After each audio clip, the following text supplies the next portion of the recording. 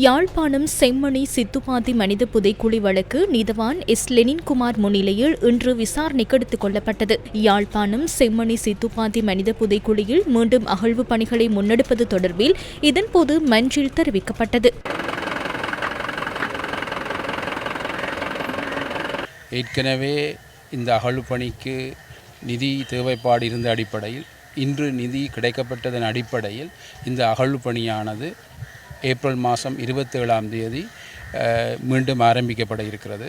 அதற்கான நிபுணர் குழுவும் அன்று ஆஜராக இருப்பார்கள் என்ற அடிப்படையில் இந்த வழக்கானது 8:30 மணி அளவில் செம்மணி புதைகுழியில் அழைக்கப்பட்டு அன்றைய தினமே அகழ்வு பணி நடைபெற இருக்கிறது. இன்றுதான் நிதி ஒதுக்கல் சம்பந்தமாக அறிக்கை சமர்ப்பிக்கப்பட்டிருக்கிறது நீதிமன்றத்தில்.